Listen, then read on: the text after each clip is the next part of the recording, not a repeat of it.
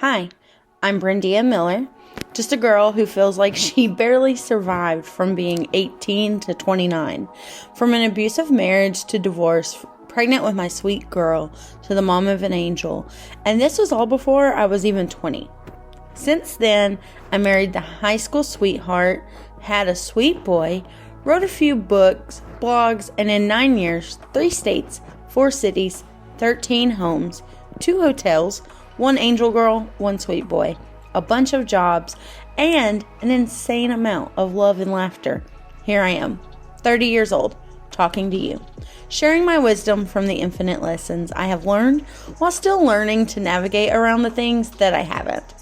Come along and navigate with me. There is room here for your joy, your grief, your hormones, your emotions, your friendships, relationships, heartbreak, and all of the other things that come along with being in your 30s. Hey 30-something gang, welcome back to In Your 30s, the podcast where we make space for the real, the raw, and sometimes ridiculous parts of this decade.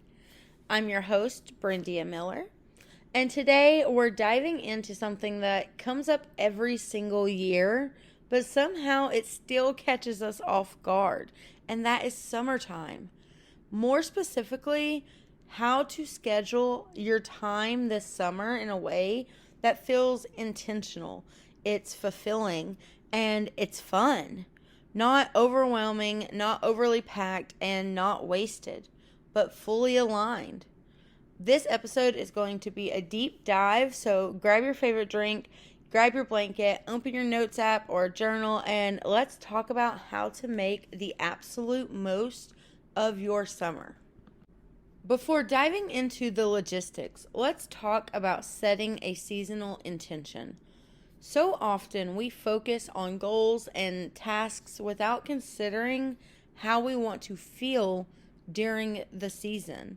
And yet that feeling is what will actually drive us either right towards those activities or away from those activities.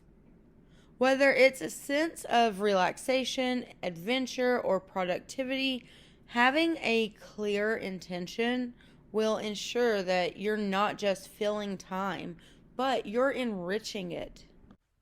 The idea of seasonal intentions comes from an approach called seasonal living, which is the practice of syncing your lifestyle with the natural flow of the seasons. According to research in environmental psychology, aligning your activities with the season's natural rhythm can improve your mental health and your well-being. Summer, with its long days and opportunities for connection, is perfect for embracing a mindset of expansion. So let's talk about some examples of summer intentions that we can set. The first one is rest. If you need to recover from burnout after the holiday season and then all the hustle and bustle since, or you just simply want to reset, prioritize relaxation. Make time for slower mornings, watching the sunrise, getting a cup of coffee, or start taking leisurely walks after dinner. You, your kids, your family, whoever. You could also even just do weekend stays at a local Airbnb, a little staycation, and just relax. Just find yourself and reset yourself. Number 2 is growth. If you want to push yourself, your summer might focus on learning, whether that's personal development or a new skill or reading more books. It could also be a season for creative exploration.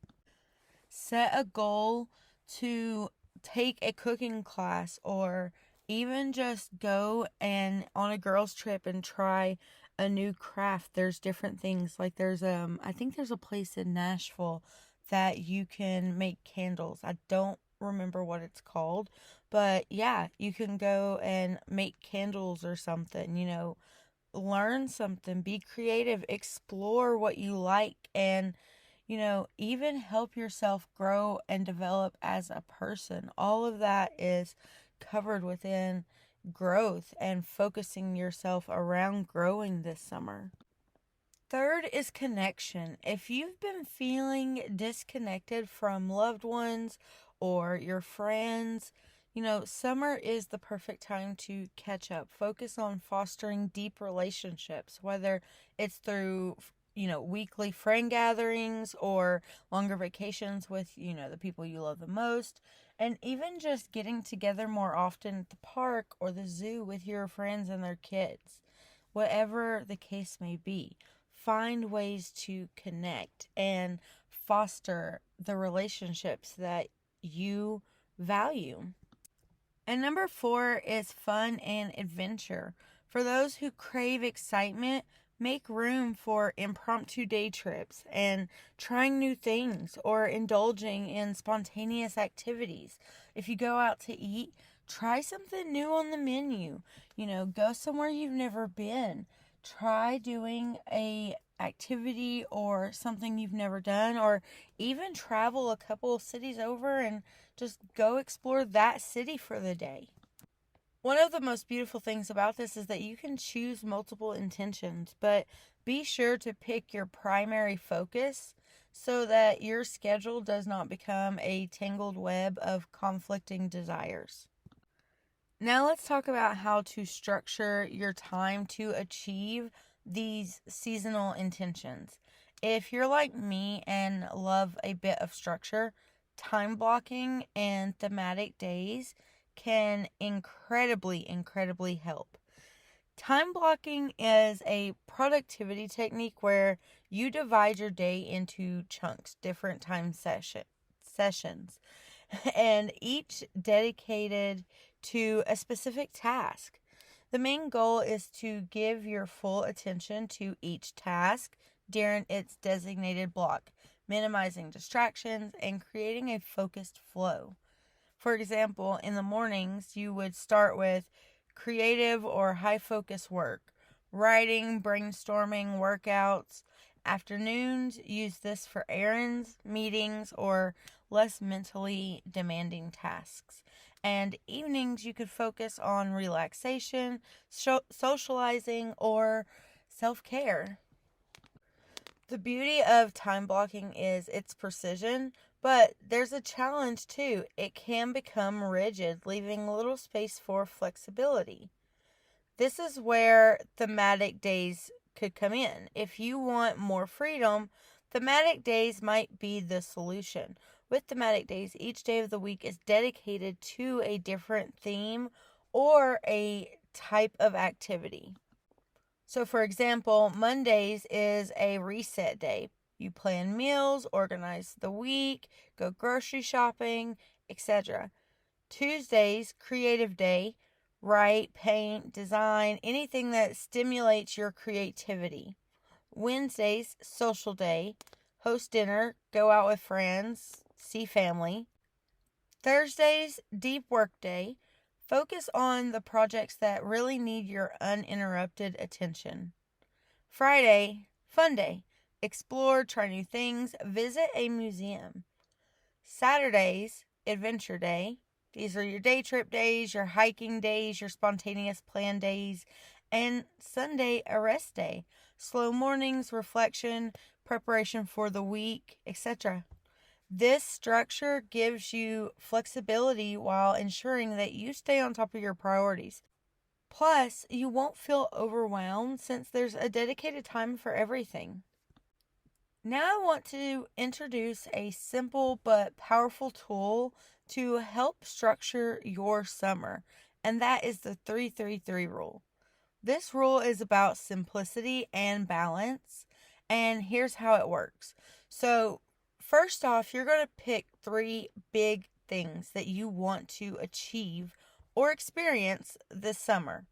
These are the big, meaningful things that you want to make time for. They're your non-negotiables. So make them realistic and make them things that you truly feel like you're going to be able to make time for or be able to accomplish. Some examples could be going on a weekend getaway or starting a new workout routine or even just hosting a barbecue or dinner party. Then You're going to pick 3 weekly rhythms that will ground you during your summer. These are reoccurring activities that you can look forward to every week. They keep you connected to the present and they provide structure. They're not rigid. And some examples could be Sunday evening reset, meal prep and planning and organizing. Wednesday evening coffee date with a friend. Saturday morning hike or the farmer's market, whatever the case may be. But just something fun that you look forward to every single week. And then number 3, you're going to pick 3 mini joys that you can incorporate into your days. These are small activities or moments that you can sprinkle into your routine to add joy and connection to the season. They should be simple and fun, no pressure. And some examples would be iced coffee walks or sunset with a good book, listening to your favorite podcast during your morning chores, whatever the case may be, something that just gives you that little bit of joy that you feel. You know what I'm saying? And by following the 333 rule, you'll have a balance of larger goals, a regular rhythm, and simple daily joys. This approach gives your summer room to breathe, yet ensures that you stay engaged with the things that matter most to you. So now let's talk about travel. Summer is the prime time for vacations, as we all know. Whether it's a grand getaway or a simple staycation, here are some vacation ideas as well as tips for making sure your travel plans are smooth and safe. So let's start with some fun vacation ideas. Road trips, always a fun idea, I feel like anyways. I could be wrong, but I feel like if you're not having fun on a road trip, you're probably doing it with the wrong people. That's probably why. But you can just hit the open road and explore nearby towns, national parks, or even scenic routes. Pack a picnic, get off the beaten path, and let yourself wander. Take your kids and just get them out for the day. Go on a small hike, a little 1 or 2 mile hike with a couple kids, and get all that energy out. I bet you anything, they sleep good that night. Staycations, you don't have to go far to recharge. You don't have to fly all the way across the world. Book a local Airbnb. Visit nearby museums or just pretend you're a tourist in your own town. Volunteer vacations. Combine travel with giving back. Sign up for a program that allows you to volunteer while experiencing new places, going on mission trips. And you can do these out of the country, but there are plenty of ways to have a mission trip or partake in mission trips right here within the country. And then solo travel. If you need time for introspection, a solo trip to a peaceful destination might be exactly what you need. Or maybe you just don't have anyone you want to go travel with. You just want to be by yourself. You just want to relax for a little while. That's fine too. But whether you're doing it solo or whether you're doing it with a partner, your family, whatever, you need to be safe. So make sure that you do your research. Check the travel advisories, the local COVID-19 guidelines, and the safety of your destination. Pack light but smart. Keep essentials in your carry-on, including your medications, your chargers, your snacks, and keep your documents safe. Make copies of your passport, your ID, and your itinerary. Store these in a digital file as well, just in case anything gets lost. Maybe you can stop by somewhere, have it printed off, and just get a copy of the things that you may need. And then if you're a parent and you're traveling with kids, pack a travel activity kit. Fill it with coloring books, snacks, small toys, just to keep them entertained and really kind of focused on anything else besides the time that it takes to get where you're going. If you have kids like my child's age, which is 9, or teenagers, maybe pack extra batteries, pack extra headphones, whatever, it may be that they might need on the road trip to keep them entertained. Research your family-friendly destinations. Look for places that offer kid-friendly activities or age-appropriate activities, restaurants, and accommodations. And then safety first always. If you're traveling internationally, check for specific health and safety information for your kids' vaccines and check with your pediatrician. And then this part should be simple. Even though sometimes it is hard, it's still very essential. Write yourself a permission slip. Right now, it's a reminder that you're allowed to design your summer however you want.